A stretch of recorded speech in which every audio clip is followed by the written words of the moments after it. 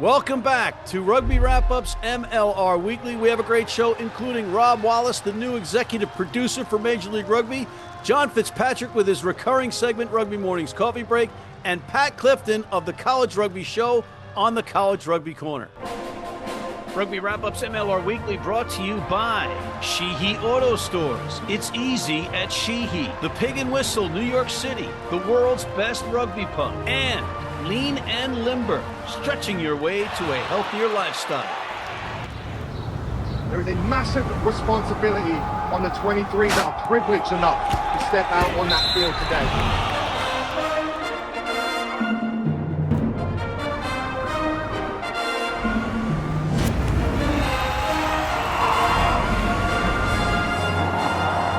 Let's get it all started with our recurring segment, Rugby Mornings Coffee Break with Jon Fitzpatrick calling in from the greater Los Angeles area.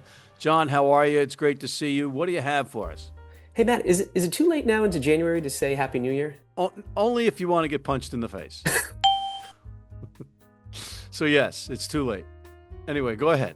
Yeah, okay. Hey, since I'm in California, let's talk California Legion. They're finally starting to make some announcements, starting with the head coaching staff. So they got that filled out. A lot of names that we're obviously familiar with. Dave Dennis returning as a forwards coach. Dave Clancy coaching the backs. But Stephen Hoyles is the head coach of California Legion. So staying in this California area, obviously from his time with RFC LA. Matt, one player they will not have for the 2026 MLR season will be forward Semi Kunatani. You may have saw this on Christmas Eve. In fact, you were actually probably in Munster on your little trip. Semi Kunatani signed by Old Glory DC. I did not have that on my Old Glory DC bingo card. Man, what do you think of all that? Great pickup. You know, there were DC fans that were worried about losing Fatanana Schultz to the Free Jacks. This guy fits right in there. He is a beast. He's a good player. That's a great pickup, which means LA must have some serious back row players for them to let him go. I mean, California, beg your pardon. We're going to make that mistake a lot. You know, so calling him San Diego, calling him LA, but we're calling him California, folks. Going back to Cali.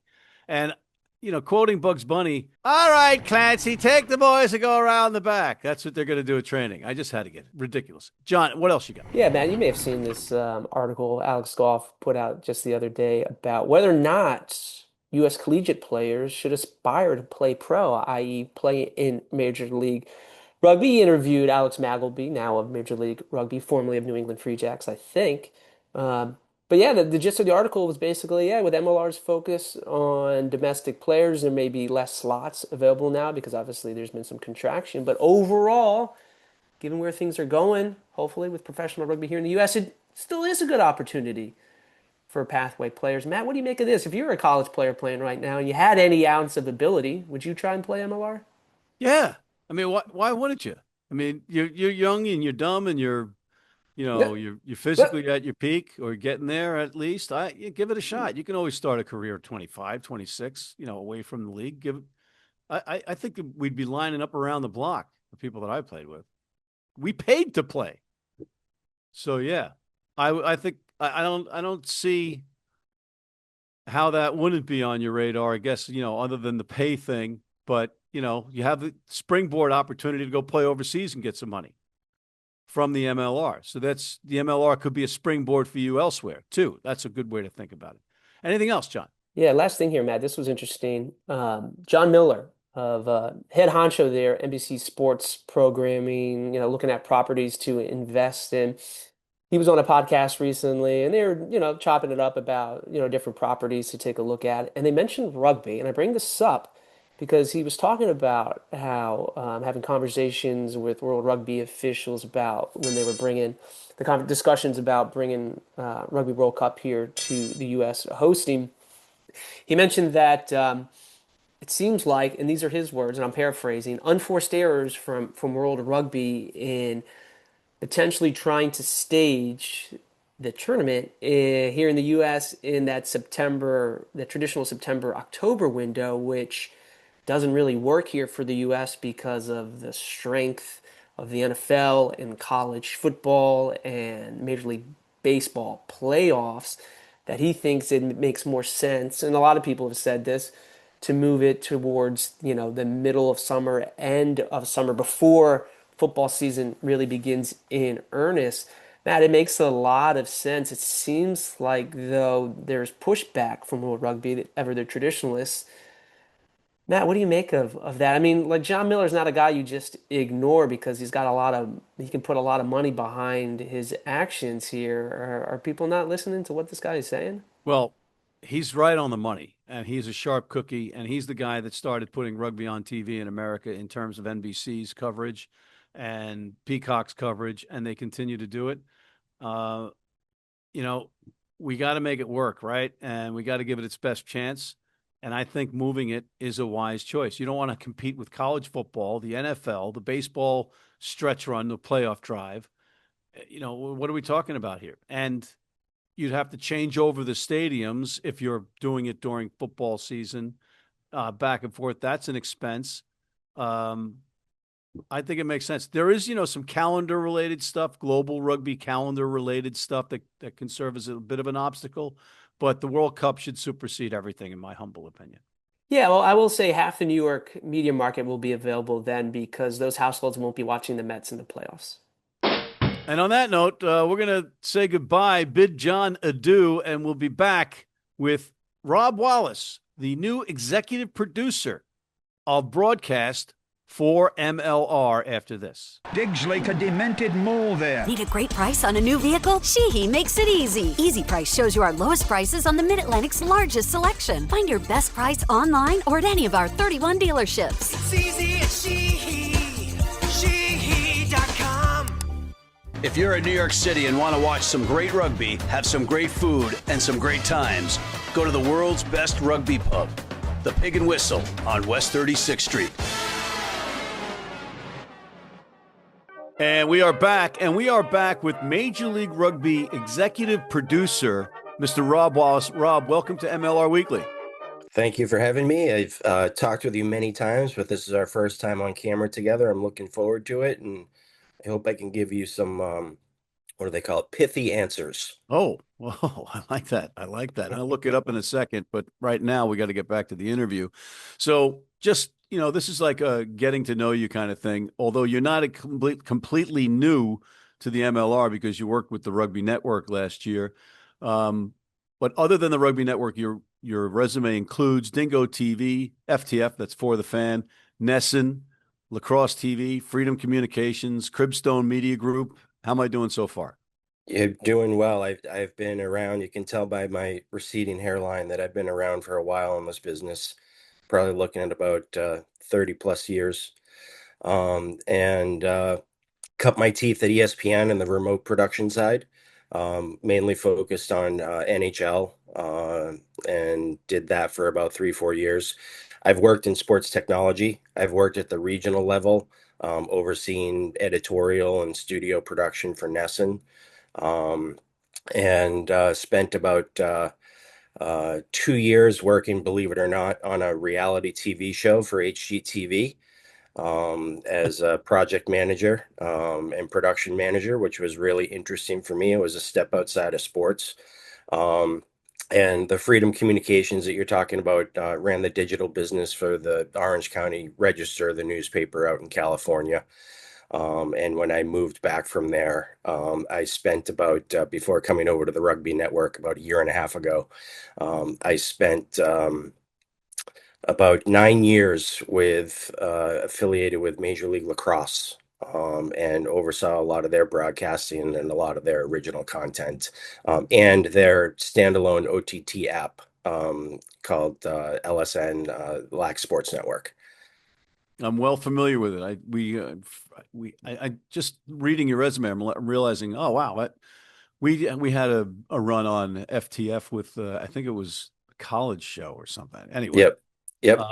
I remember that well. Yes. Yeah. So FTF, we did have some rugby games, and did a lot, especially during COVID.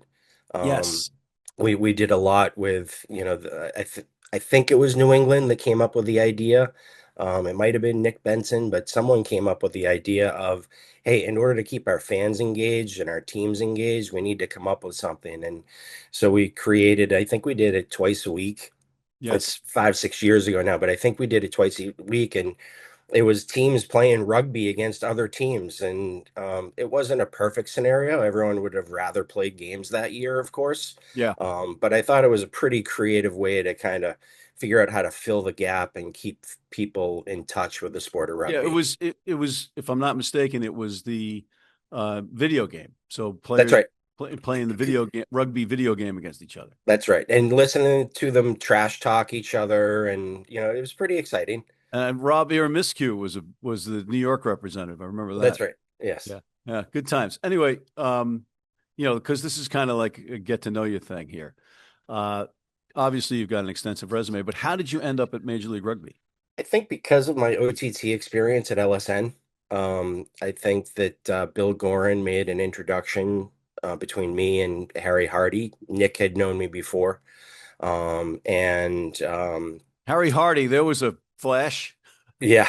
In and out. So he and I got along really well when he hired me, and I took over the reins from Adam, who was the general manager at the time, and had a blast doing it, and thought we did some really good things. But I got to tell you, the OTT space, unless you have the stomach for it, it's a really hard space to be in, to be doing that day in and day out. And I think the reimagination of what the rugby network can be, that will be released over the next several months, I think will be really exciting for people to see what we can do there. And I'm excited. I was asked, late in the fall to make a transition over to the broadcast team directly with the league at MLR. And I'm really excited for that. It's in my wheelhouse. It's something that I've done before on various levels, and I'm really excited with the team that we have put together. Hold on, I got to interrupt you. Now you're just throwing a tease out, right? Yeah. So can you give us a little something here? What are you looking for? Well, whatever you got. I mean, you're talking about we're going to be excited. What are we going to be excited about?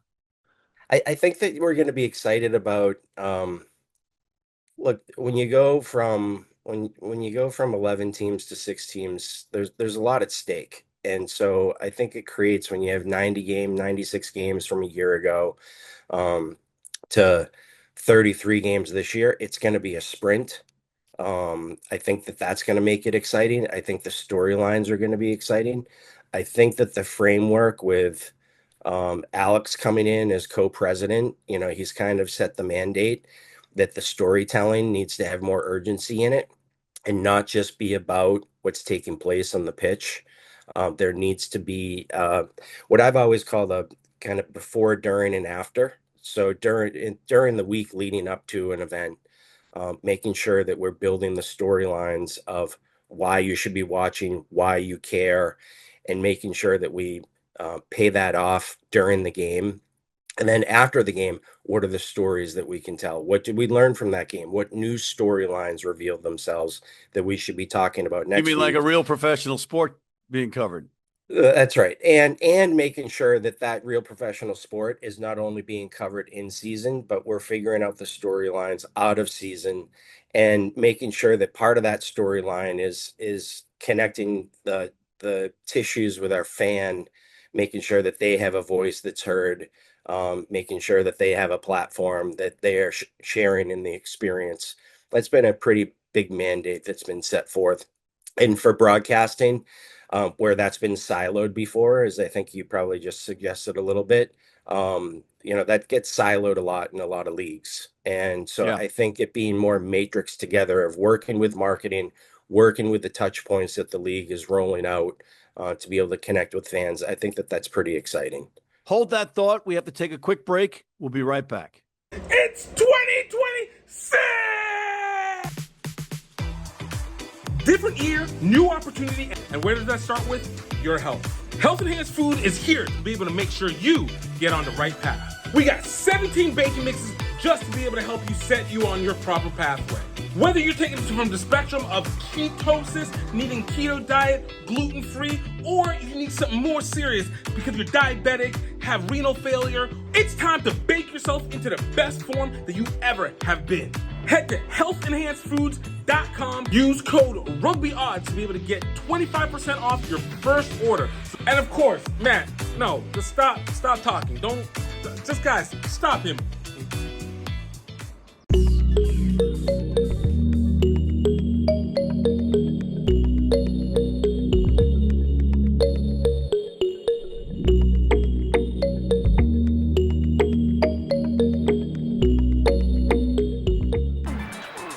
I wouldn't like to be at the bottom of that. And we are back.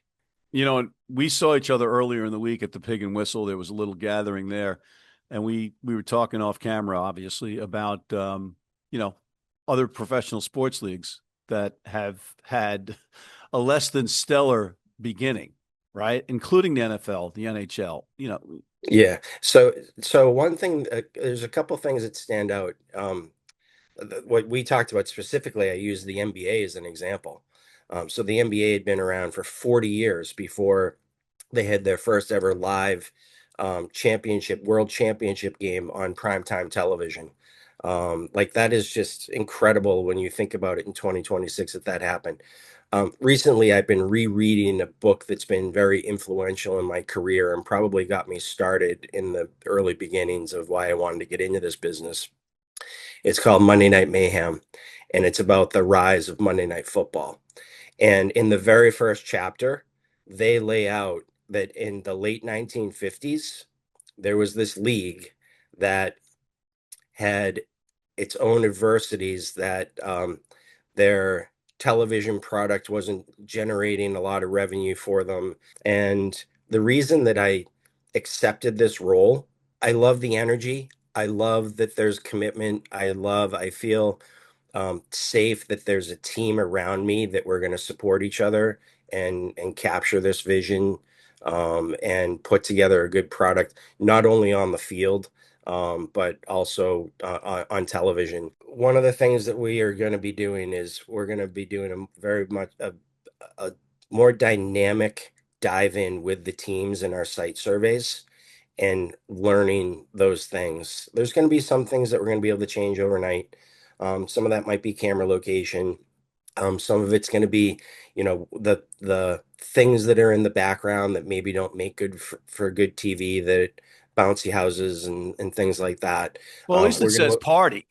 We're going to eliminate those types of things. We're going to make sure that our camera positions are in a good structured place, have good weather protection around them, capture the moments that we're looking for, see if we can challenge introducing different camera angles, by adding a camera or two in some games, so that we can have a different angle of storytelling experience. So I would say that those are things that we'll be evaluating constantly.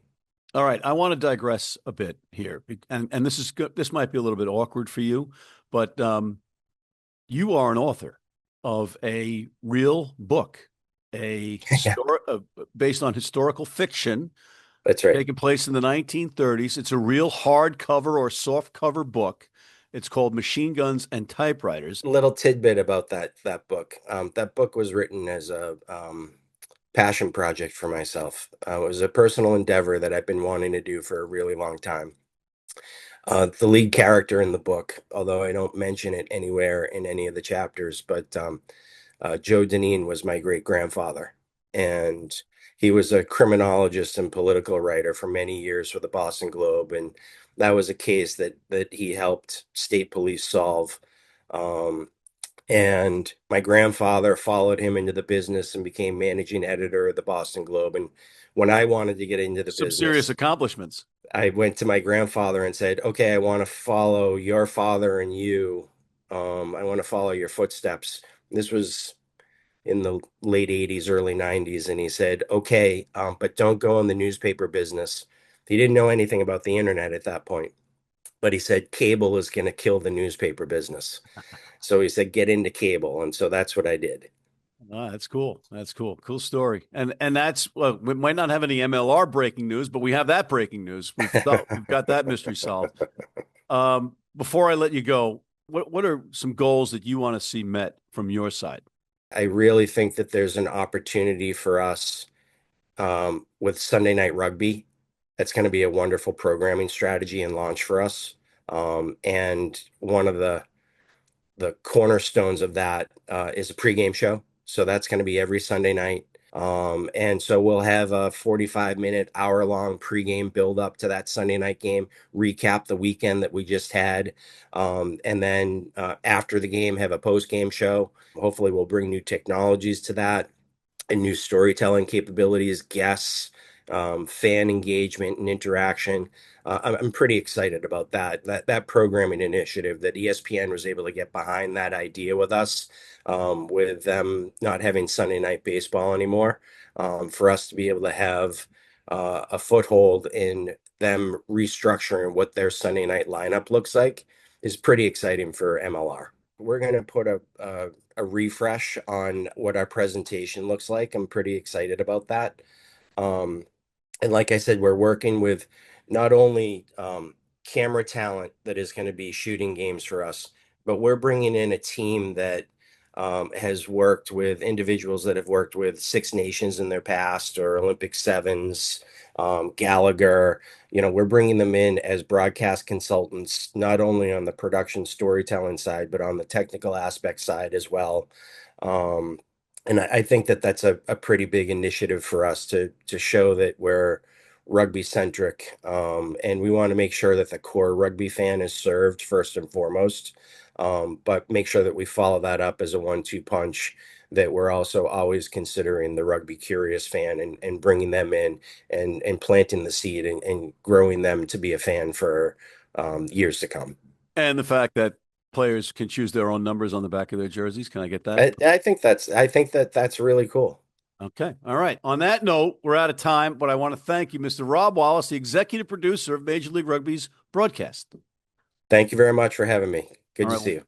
Likewise. We'll be right back with Pat Clifton on the College Rugby Corner. He's from the College Rugby Show after this. You need your cleats? You need them tomorrow? If you order today by 3 p.m. New York time or noon LA time, they can have them to you tomorrow.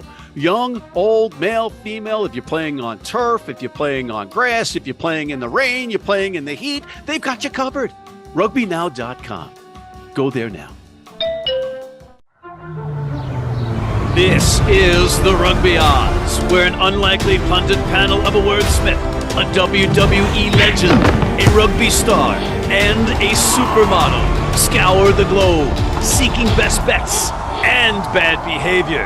Are you not entertained?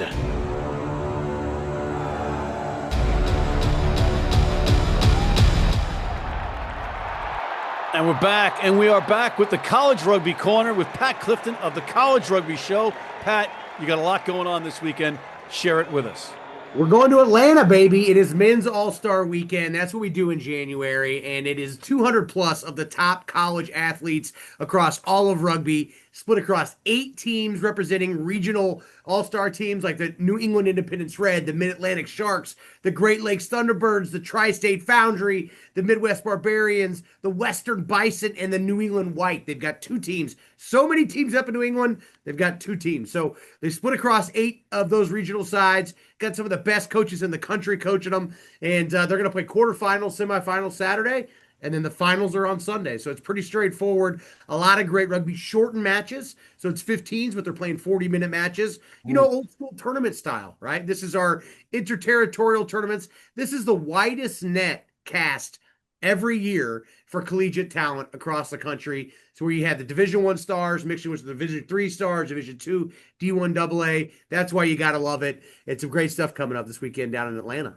So how many matches all told will you have?